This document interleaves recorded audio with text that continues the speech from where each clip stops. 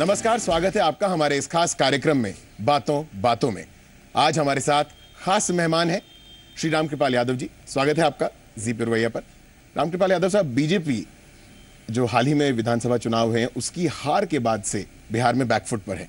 Party revival के लिए क्या कर रही है? नहीं, बिल्कुल ऐसी बात नहीं है कि बीजेपी बैकफुट पर है। पूरी मजबूती के साथ जो मैंडेट मिला है, हमें मिला है विपक्ष में बैठ करके काम करने का, और हम मजबूती के साथ विपक्ष की जो भूमिका होती है बिहार के जनहित में, उस काम को हम बिल्कुल जानदार ढंग से कर रहे हैं और जनता की जो समस्या है उसको उठा रहे हैं। जो सरकार ने वादा किया है और वादा से बिल्कुल पीछे हट गई है, लॉ एंड ऑर्डर बिल्कुल फेल हो गया है, विकास बिल्कुल ठप हो गए हैं, 22,000 करोड़ रुपया तो सरेंडर कर दिया।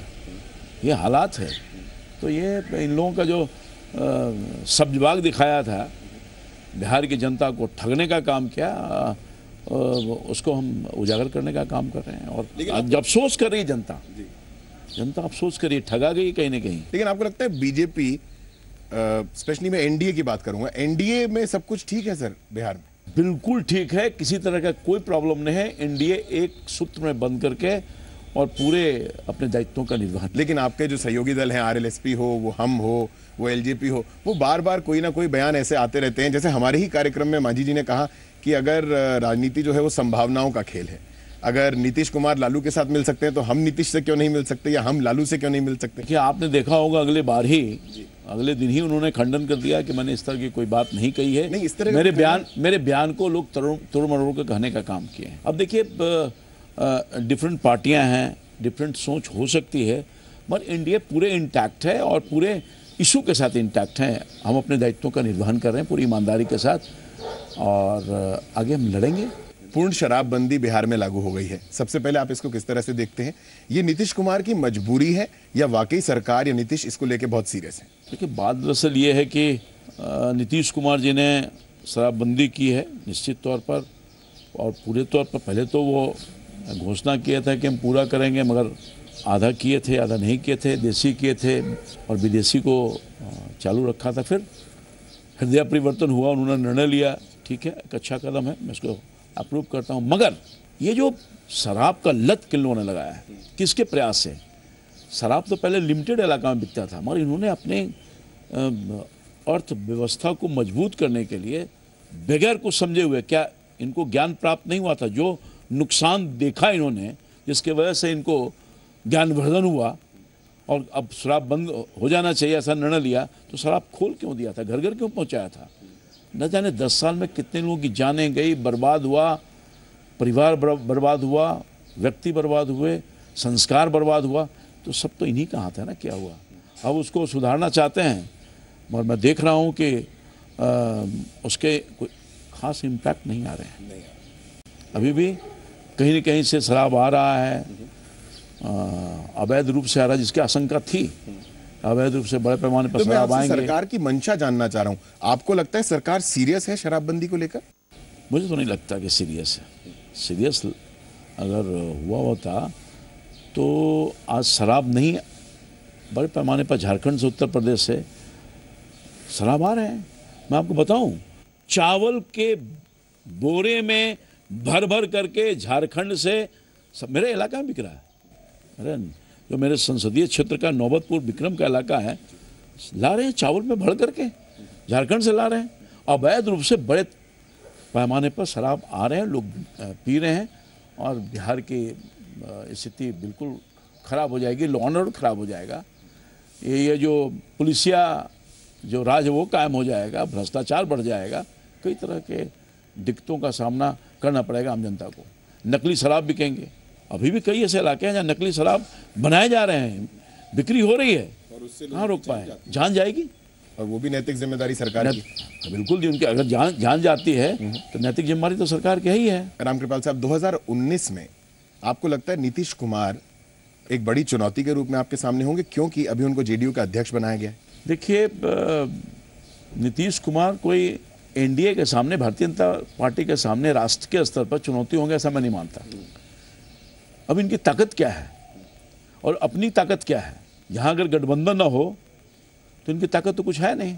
अब अपनी इस ताकत के सामने के साथ ये देश में कुछ चुनौती बनना चाहते हैं। और भारतीय जनता पार्टी बड़ी पार्टी है जिसका व्यापक जनाधार हो रहा है पूरे देश के पैमाने पर। जहां हमारी स्थिति ठीक ठाक नहीं थी, वहां हम मजबूती के साथ आ रहे हैं। आने वाले दिन में और इसका व्यापक आधार बढ़ेगा। तो इसके सामने नीतीश कुमार जी एक राज्य में जो थोड़ी बहुत ताकत है, कितना एमएलए इनके पास, तो इस ताकत से कहाँ से चुनौती दे पाएंगे। इसलिए मैं नहीं मानता कि कोई चुनौती है, मगर कोई सपना देख रहा हो देख सकता है, कोई बुरी बात नहीं है सपना देखना। आपको लगता है जेडीयू में सब कुछ ठीक ठाक है? क्योंकि जिस तरह से इनका चुनाव हुआ, जिस तरह से खबरें उड़ी, एक दिन पहले बनेंगे, स्वीकार नहीं करेंगे, आएंगे नहीं आएंगे, शरद यादव जी में अलग नाराजगी थी, तो आपको क्या लगता है पार्टी में इस वक्त क्या? नहीं, बिल्कुल जदयू में कोई ठीक ठाक स्थिति नहीं चल रही। मुझे याद है कि जनता दल परिवार था, जिस परिवार के हम सब लोग सदस्य हुआ करते थे। शरद जी के प्रति मेरा बहुत सम्मान है और नेता रहे हैं हमारे, मगर पार्टी टूट गई अध्यक्ष की वजह से। कितनी पीड़ा हुई होगी शरद जी को अध्यक्ष पद छोड़ने में, ये समझा जा सकता है, क्योंकि अपने आप को रोक नहीं पाए। ये सब आप लोगों ने दिखाया है इस बात को। इससे मैं समझता हूँ कि नीतीश कुमार जी ने पहले सरकार को अपने हाथ में संभाल लिया, अब पार्टी को संभाल लिया, यानी एक अधिकार हो गया उनको पार्टी और सरकार पर। और मैं समझता हूँ कि जो एक अधिकार हो जाता है जिसका, वो व्यक्ति लोकतांत्रिक व्यवस्था में विश्वास नहीं करता है, वो तानाशाही व्यवस्था में विश्वास करता है। और आने वाले दिन में यही होगा। अभी 3 महीना पहले शरद जी को हटा दिया गया कि उन्हें 3 महीने तक क्यों नहीं धैर्य था भैया? आपको 3 महीने तक कार्यकाल थे और उनको देना चाहिए था मौका। तो मैं समझता हूँ कि बहुत कुछ ठीक नहीं। तो आप शरद यादव जी का भविष्य कैसे देखते हैं? क्योंकि आप लोगों के एनडीए के कन्वीनर थे वो, और एक बहुत ही इज्जत वाली नेता के तौर पे उनको देखा जाता था। आज उनको एकदम दरकिनार कर दिया गया है। आप देखिए, नीतीश कुमार जी का ये पहले से चरित्र रहा है। तो मैं जानना चाहता हूँ दिग्विजय सिंह को आ रहे हैं कि नहीं? दिग्विजय सिंह साफ हो गए, उसके पहले जॉर्ज साहब जिन्होंने पाला पोसा बड़ा किया, उन्हीं को दूध में मक्खी की तरह निकाल कर फेंक दिया गया। रामकृपाल जी, मुझे नहीं लगता है कि, मेरा सीधा सवाल है, मुझे नहीं लगता है कि आदरणीय शरद जी का इस दल में कोई भविष्य है। तो क्या आप, अगर शरद जी बीजेपी में आना चाहें, क्योंकि वो बीजेपी से बहुत नजदीक रहे हैं, तो क्या बीजेपी में उनके लिए दरवाजे खुले हैं? देखिए, ये प्रश्न का जवाब मैं तो नहीं दे पाऊंगा, हमारी पार्टी देगी। बड़ी पार्टी है, नेतृत्व है, केंद्रीय स्तर पर वो निर्णय लेगी।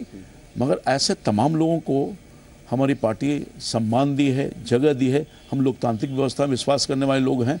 अगर ऐसे लोग हमारे पार्टी में संपर्क करना चाहेंगे, मेरा व्यक्तिगत विचार है, तो निश्चित तौर पर पार्टी इसका स्वागत करेगी। गंगा की सफाई को लेकर सरकार काफी सीरियस नजर आई थी। जब बनी थी तो बहुत बड़ी बड़ी बातें हुई थी। अभी तक आपका विभाग भी उसी से जुड़ा हुआ रहा है, कहीं ना कहीं जुड़ा हुआ है। आपको क्या लगता है, कुछ नजर क्यों नहीं आ रहा? गंगा सफाई व्यापक पैमाने पर बड़ी चीज है, बड़ी चुनौती है। और जो हमारी सरकार का कमिटमेंट है, हमारे माननीय प्रधानमंत्री जी का ख्वाब है, वो पूरा करेंगे। हमारी माननीय उमा भारती जो उस महकमे के मंत्रालय संभाली हैं, रात दिन चिंता करके उसमें काम पैसा सब कुछ दे दिया गया है। और हमारा जो डिपार्टमेंट है, जो गंगा किनारे का जो इलाका है, बसे हुए लोग हैं, वहाँ शौचालय का निर्माण करना, स्वच्छता बहाल करना, हम अपने दायित्वों का निर्वहन कर रहे हैं। ये चिंता हो तो मेरे को दिख रहा है सरकार में है, लेकिन धरातल पे कुछ काम क्यों नहीं नजर? धरातल पे तो काम हो रहा है, पटना में काम हो रहा नहीं, सब जगह पूरे हिंदुस्तान में जो उसके कार्य योजना बनाए गए हैं, उसके कार्य योजना को पूरा करने के लिए मंत्रालय जोर शोर से लगी हुई है। और जो निर्धारित समय है उसके अंदर हमारी सरकार निश्चित तौर पर गंगा को सफाई करने का काम करेगी। हम कहते नहीं है, करते हैं, और जमीन पर काम कर रहे हैं, दिख रहा है, चारों तरफ अभियान लगा हुआ है। और पूरी जिम्मेदारी के साथ मैं कह सकता हूँ कि हम लोगों ने जो जो बातें कही है उसको पूरा करेंगे। चलिए, आपके सीधे विभाग के सवाल पे आते हैं। पेयजल संकट देश भर में, बिहार झारखंड भी इससे बचा हुआ नहीं है। इस वक्त पेयजल संकट एक बहुत बड़ी समस्या है। मैं मानता हूं ये स्टेट की प्राइमरी जिम्मेदारी होती है, लेकिन आप नोडल विभाग के तौर पर देश भर की एक नैतिक जिम्मेदारी या एक बड़ी जिम्मेदारी आपकी भी बनती है। आप इसके लिए क्या करें? बिल्कुल, आपने इस बात से मैं बिल्कुल सहमत हूँ। बिहार के स्तर पर या देश के पैमाने पर कई से राज्य हैं जहाँ बड़े पैमाने पर सूखा ग्रस्त हो गया है, पानी के स्तर, जल स्तर नीचे चली गई है। यहीं बिहार में 2 से 3 फीट, आज कल ही मुख्यमंत्री ने स्वीकारा है कि 2 से 3 फीट तक पानी नीचे चला गया है। जल संकट के निपटारा के लिए भारत सरकार का, हमारा मंत्रालय जितना बन सकेगा हम कोशिश कर रहे हैं। और जितना बन सकेगा आगे भी कोशिश करेंगे। राज्य और केंद्र दोनों मिलकर के इसमें पहल करें और जो केंद्र डिमांड होगा निश्चित तौर पर सरकार विचार करेगा। हमारे प्रधानमंत्री जी व्यक्तिगत रूप से इसमें रुचि ले रहे हैं। जनसंकट एक बड़ी, मगर उसमें सबसे बड़ी बात यह है कि तालाब हमारे बंद पड़ गए, जो जल स्तर को मेंटेन करता था, कुआं सब बंद पड़ गया है। तो ये इसके लिए भी मनरेगा के माध्यम से इस बार के वित्तीय वर्ष का जो बजट आया है उसमें पूरे भारत में तालाब का निर्माण हो, कुआं का निर्माण हो, इसके लिए भी राशि बंद की जा रही है। और हम चिंतित हैं, राज्य सरकार पहल करे, केंद्र सरकार हर तरह से सहयोग करने का काम करेगा, क्योंकि जल संकट इतनी बड़ी संकट है जिसका समाधान नहीं हुआ तो बहुत कुछ उसके बुरे परिणाम होंगे, हाहाकार मचेगी। रामकृपाल जी, आप आरजेडी और लालू जी दोनों के बहुत नजदीकी रहे, आपने पार्टी को बहुत करीब से देखा है। आप क्या मानते हैं, पार्टी परिवारवाद से उभर पाएगी? जो दिख रहा है मुझे नहीं लगता कि राष्ट्रीय जनता, जब आपने पार्टी छोड़ी थी तो मीसा भारती को नंबर 2 माना जाता था। आज तेजस्वी और तेज प्रताप पार्टी में पता नहीं कौन नंबर 2 है, चेहरे में शायद। मुझे उनके अंदरूनी मामले पर कोई टिप्पणी नहीं करना है, मगर मैं नहीं जानता हूं कि राष्ट्रीय, लेकिन आपने पार्टी के लिए बहुत मेहनत की है। ठीक है, और मैं उन लोगों की उम्मीदों के लिए सवाल पूछ रहा हूं जो लोग पार्टी से जमीनी तौर पे जुड़े रहे। बिल्कुल, वो निराशा हुई है। जो लोग जमीनी स्तर पर जुड़े हुए रहे राष्ट्रीय जनता दल से, उसमें निराशा हुई है, हताशा हुई है। और मुझे नहीं लगता है कि पार्टी परिवारवाद से अलग हटने वाली है, क्योंकि एकमात्र उद्देश्य परिवार के लिए रह गया है। राष्ट्रीय जनता दल का उद्देश्य बिहार की जनता के लिए नहीं, परिवार के लिए है। आखिरी सवाल रखूंगा, आने वाले समय में आपके हर आदमी के कुछ ना कुछ सपने होते हैं, आप अपने आप को अगले 5 साल 10 साल में राजनीति में कहां देखते हैं? मैं तो एक छोटा कार्यकर्ता हूं भाई, मेरा कोई ख्वाब ही नहीं है। वो तो नरेंद्र मोदी जी भी कहते हैं, वो भी छोटे कार्यकर्ता थे। नहीं, मैं तो कार्यकर्ता हूं, आज भी कार्यकर्ता हूं। मैं जनता का सेवक हूं, पार्टी का एक वफादार सिपाही के रूप में जो दायित्व मिला है उसको हम पूरे ईमानदारी से निभा रहे हैं। आगे भी जो दायित्व मिलेगा उसको हम निभाएंगे। हमारा कोई बड़ा ख्वाब नहीं है, हम जहां हैं वो जमीन पर हैं। हम नेता नहीं है, कार्यकर्ता हैं, कार्यकर्ता थे, हैं और रहेंगे। एक छोटा सवाल, नीतीश कुमार के 7 निश्चय को आप किस तरह से देखते हैं? ये सब धोखा है। जब जब नीतीश कुमार आए हैं इसी 7 निश्चय को दोहराते रहे, अलग अलग शब्दों में, अलग अलग शब्द जाल में नीतीश कुमार जी बहुत आसानी से लोगों को फंसा लेते हैं। ये 7 निश्चय तो ये भारत सरकार का जो निश्चय है उसी निश्चय को अपना निश्चय बना लिए हैं। और अगले वित्तीय वर्ष का जो अगले कार्यकाल था वो भी यही 7 निश्चय दूसरे ढंग से कर रहे थे। तो कोई नयापन नहीं है, ये भारत सरकार की योजना है जो अपने नाम से भंजा करके जनता को धोखा देना चाहते हैं। तो कहीं ना कहीं ये भारत सरकार के श्रेय को, काम को अपने सरकार के श्रेय और काम में बिल्कुल, बिजली हमारा, पानी हमारा, सफाई हमारा, शौचालय हमारा, और दूसरा चीज हमारा, इनका क्या है? हम पैसा दे रहे हैं। मगर मैं समझता हूं कि आप अपने ढंग से नीतीश कुमार जी अपनी जिम्मेदारियों को निभाइए। जो 7 निश्चय किए हैं उस निश्चय को पूरा कीजिए और जनता को जो वादा किए हैं पूरा कीजिए।